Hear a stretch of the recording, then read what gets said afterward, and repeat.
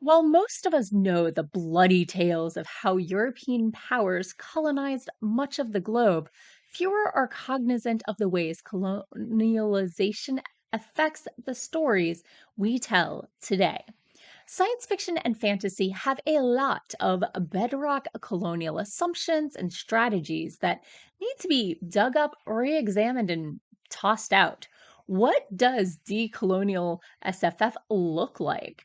We'll talk about the tropes and publishing realities that need to be looked at critically and enthuse about our favorite writers and works that are combating that status quo within speculative fiction, as well as those that are striking off in new directions. Welcome back to Morgan's Writing Tips and Writerly Musings, with writing tips from the pros and, of course, my own writerly musings. I'm your host, Morgan Hazelwood, back today with Decolonizing SFF, Science Fiction and Fantasy. The panelists for the titular panel were Michael Green Jr., Jana Hanchi, Sarah Guan, and Juan Martinez at Worldcon 80, otherwise known as ShyCon 8. So, first off, let's talk about how is SFF quote unquote colonized? In Western narratives, the concept of the exceptional person as the hero permeates a lot. Even when featuring non Western characters and settings, stories often end up revolving around three things: who will rule, who can get resources, and war. How are these heroes created? Power is often inherited. Magic comes through the blood, kingdoms by birthright, influence via inherited wealth, and embracing feudalism and or capitalism. These heroes are often without any disabilities, they have the least to lose, or they've already lost it, and their backgrounds have set them up for success.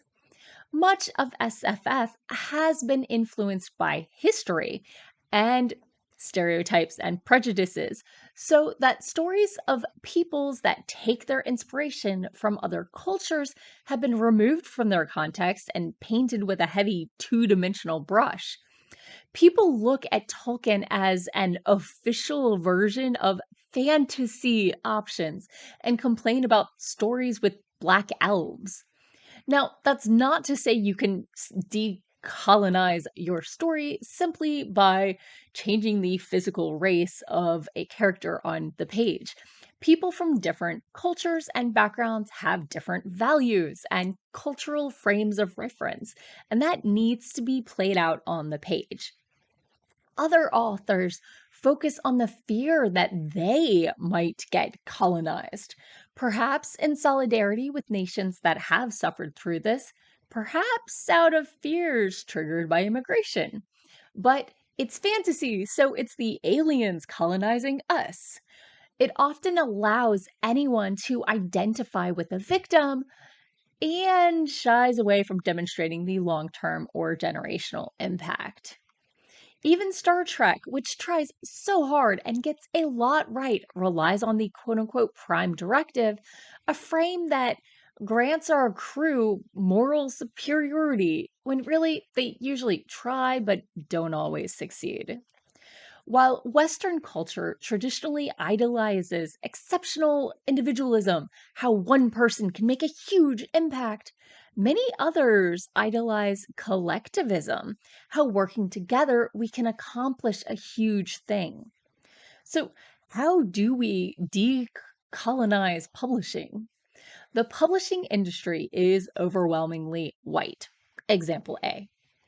While there is an earnest effort to find new stories and approaches, stories that don't resonate with the buyers, or worse, make the white agents and publishers uncomfortable, can be hard sells. And stories whose authors and or main characters don't match the industry are often seen as quote token authors. If 20 books are getting published, sometimes it seems as though there's only one slot for a quote black author and one for an Asian author, quote unquote, even though those identities cover so many different backgrounds and experiences.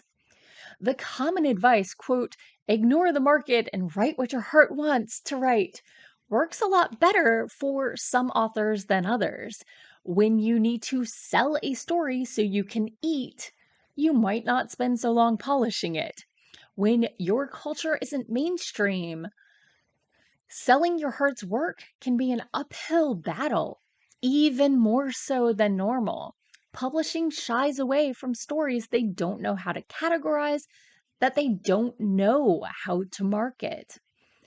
I just didn't connect, quote unquote, has become the default rejection phrase because it's nebulous and hard to argue with, but it can be insidious.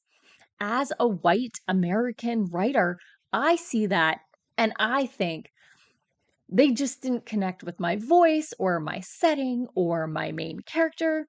For those with identities that don't match mine, whose lived experiences are so different from mine, they're often left wondering if it's because of that unshared context that triggers those rejections.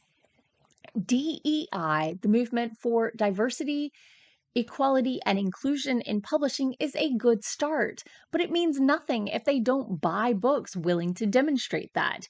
It means nothing if the publishers aren't willing to invest actual time and money promoting books by diverse writers. We need networking centers. We need ways to pay writers overseas. Some authors end up getting paid in books because our banks don't trust each other. Some books never make it to their destination due to poor infrastructure or supply chain issues or whatever. So, speaking of, let's talk about some of the panelists' book and story recommendations.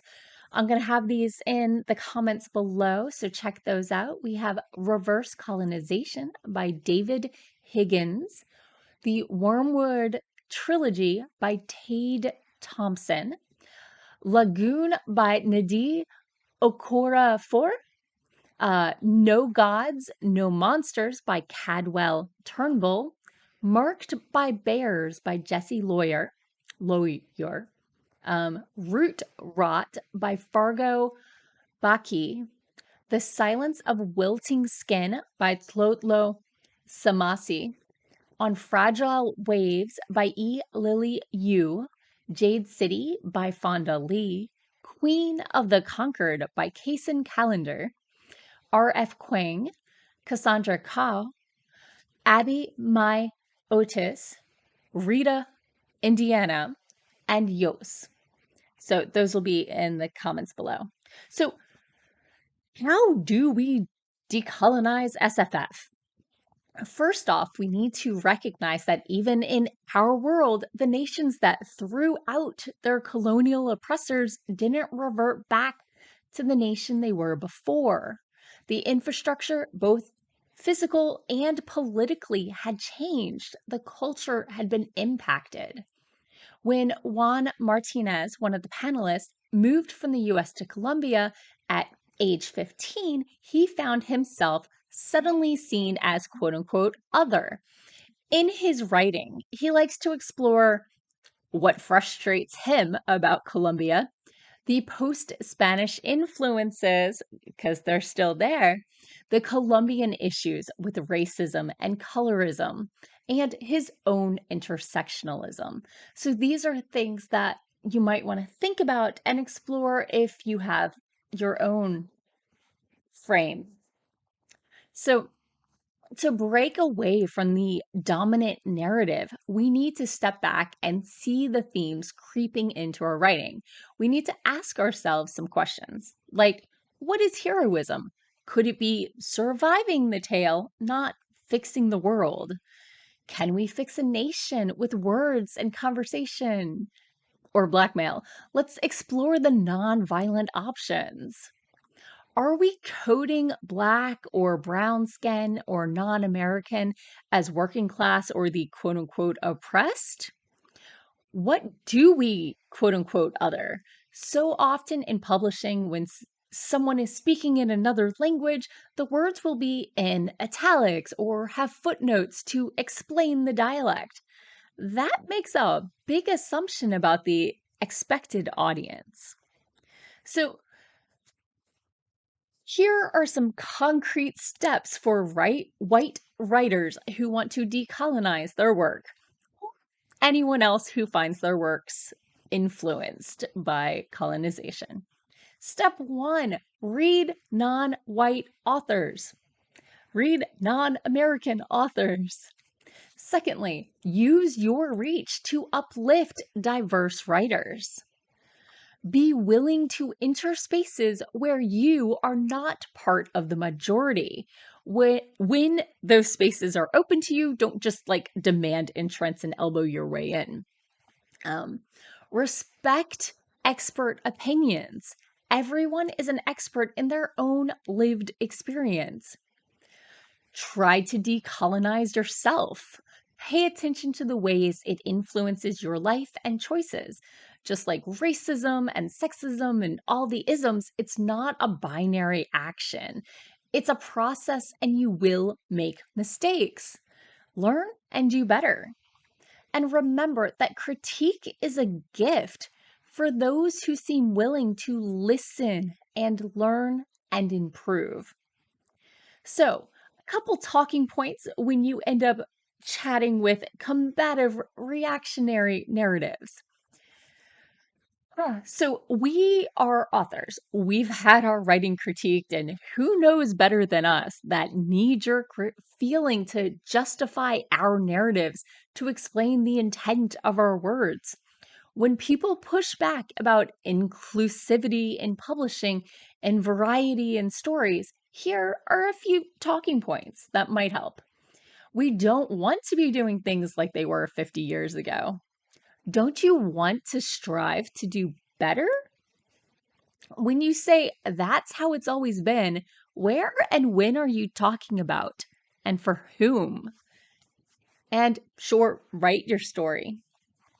So, final thoughts, recognizing our past. A lot of science fiction and fantasy pays homage to earlier works, earlier problematic works.